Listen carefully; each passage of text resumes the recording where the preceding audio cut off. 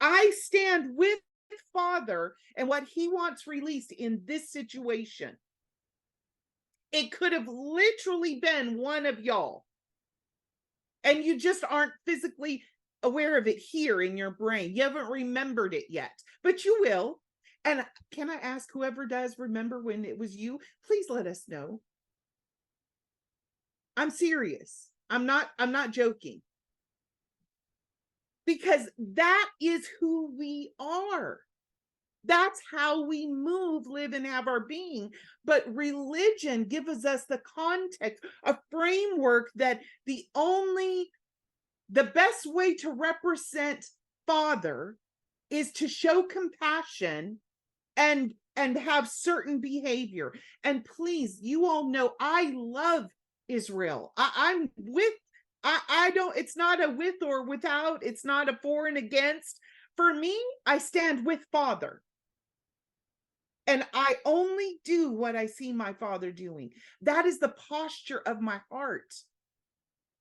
Not for and against, like this man, this person, man or woman, it says person in the definition, that was there, was standing in Father. It wasn't about sides. It wasn't about good and bad. You guys are doing it right. Y'all have made the bad decisions, right? Remember when I was asking Father about that, and he said, no, the choice is look at me. It's not choosing, well, this seems to be the right way to go, and this seems to be the wrong way. This is probably God's perfect will, but this is his permissive. So what am I going to choose? It's, I choose Father. I choose Father. Right?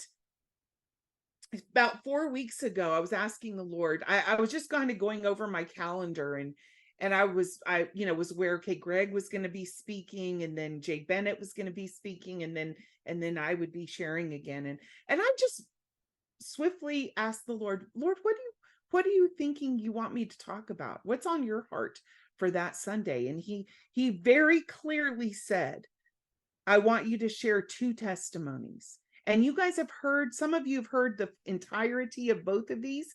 Some of you have heard snippets, and some of you have heard none of it. So please, for those of you who have heard it before, just bear with me, okay? Hang with us. In about 2015, I had this major encounter that I boarded a ship with a group of people. We were going on a vacation, and it was a huge ship, kind of like the ships that you remind you of Christopher Columbus Day.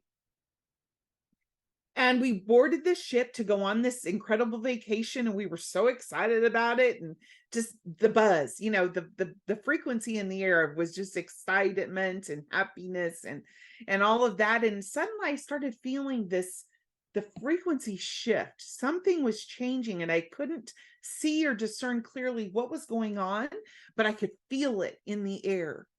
And so I was asking Father, Lord, what's going on? Something has shifted, something has changed.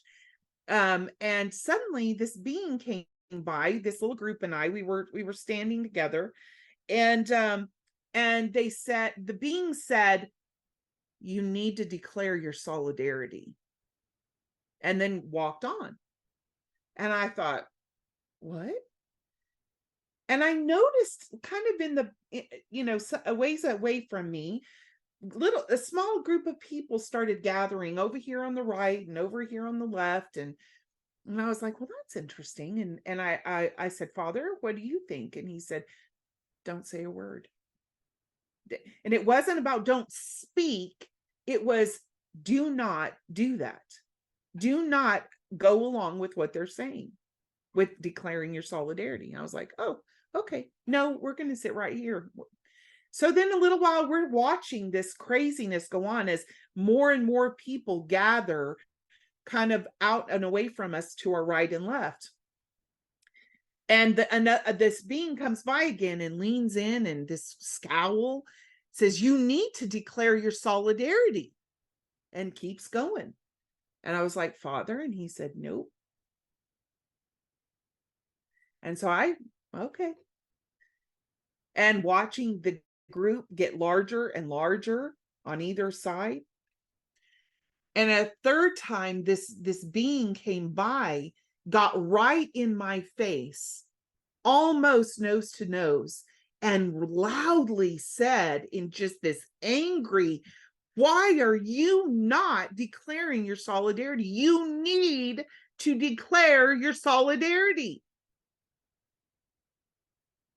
And just with this authoritative, almost, it was dominating, intimidation, and moved on, real. And I felt Yeshua take my hand and say, you're fine. No, don't even engage.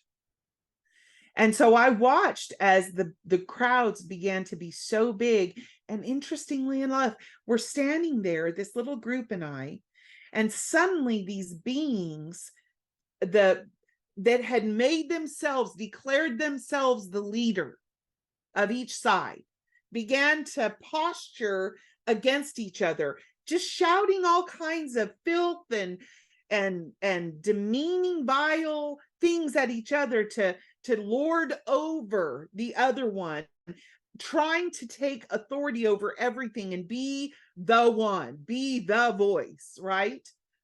And we're standing there just watching it all happen. And suddenly there was this massive jolt, and it shook everybody, including those two people, or those two beings that were, posturing with each other. I'm the king of the hill kind of thing. And it was like everyone was woken out of the stupor, the witchcraft, if you will, of declaring their solidarity. And so we ran to the side of the ship, and the entire ship was coming up out of the water and ascending. And suddenly I'm out of the encounter, and I said, Father, what was that all about? And he said, there is a day coming when that will be the voice and sound on the earth.